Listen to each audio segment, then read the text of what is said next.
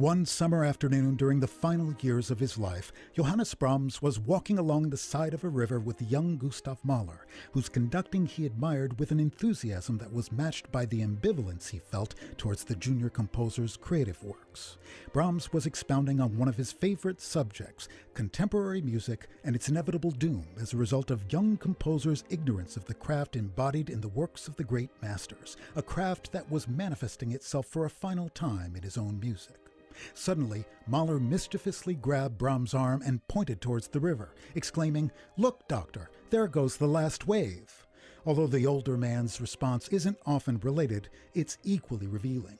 "That's all well and good," he growled, "but the question is whether the wave goes out into the sea or into a swamp." When the 29-year-old Brahms first arrived in Vienna in 1862, the city was in the midst of an economic boom.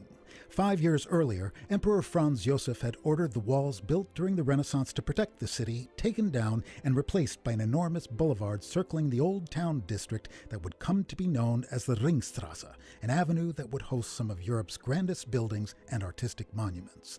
The resulting building spree stimulated commerce throughout the city and expanded middle-class incomes. This prosperity seemed to be yet another confirmation of the rationally based liberal order established in the wake of the Enlightenment, but storm clouds loomed.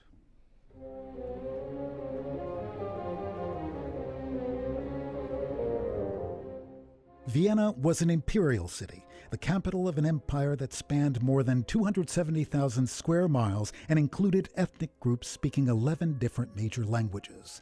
Its decline began with Austria's humiliating defeat in the 7-week Austro-Prussian War of 1866 and the completion of Germany's unification under Bismarck 5 years later, which shifted the balance of power northwards.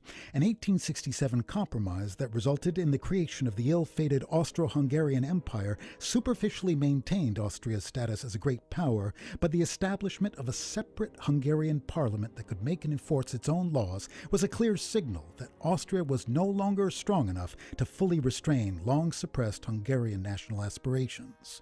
Such compromises were a feature of Franz Josef's 68-year reign.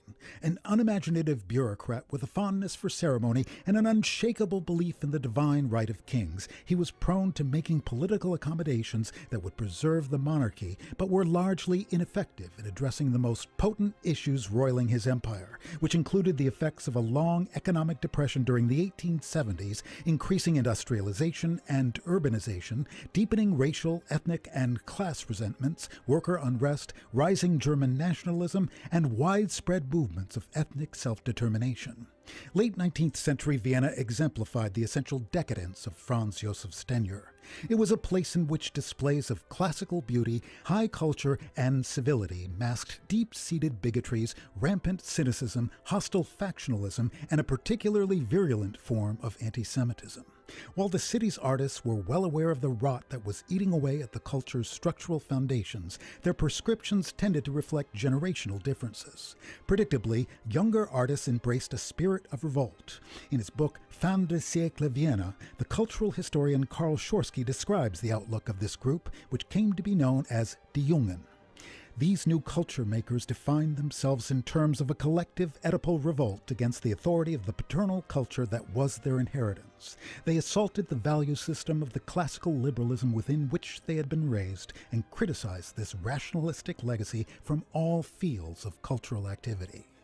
Although Brahms was keenly aware of the inertia and corruption that was eroding Viennese culture, he saw these new artistic developments as a manifestation of an approaching barbarism, a rejection of the principles that had yielded the greatest achievements in the history of art and civilization.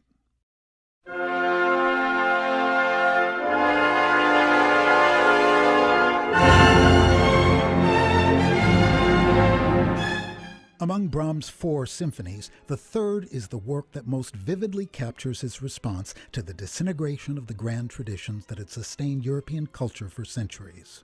While the 4th symphony rages against the dying of the light, the third, written during the summer of 1883, expresses a sense of profound nostalgia and resignation. Although the writing often communicates the aspirational tone that had come to typify the genre after Beethoven, what's notable about the symphony is the extent to which this heroic spirit is left unfulfilled. While its opening pair of powerful introductory chords and the Olympian theme that follows suggest a continuation of the grand style that had characterized the two symphonies Brahms had written during the previous decade, when they appear again at the end of the first movement, they are presented within a muted autumnal context that brings the movement to a close on a note of quietly exalted acquiescence. This more intimate compositional voice, which Brahms usually reserved for his chamber music and songs, defines the work's essential character and can be heard in the opening movement's gentle, waltz-like second theme, the church hymn that begins the second movement with an evocation of a parlor pump organ, and the melancholy waltz-minuet hybrid that replaces the usual scherzo. The most striking expression of this symphony's wistful thesis occurs in the fourth movement, which is otherwise dominated by the atmosphere of epic struggle that is the predicate for fulfilling the darkness-to-light dramatic template Brahms had inherited from Beethoven and employed in his first symphony. And yet the battle never yields its expected reward. Instead, the coiled energy of this finale suddenly dissipates at the outset of the coda, and we are gradually led back to the resigned, evanescent ambiance that closed the first movement. While Brahms the artist was an idealist, his awareness of the tragic nature of human existence was unflinching. He fully understood that the world of classical beauty he so treasured was fading.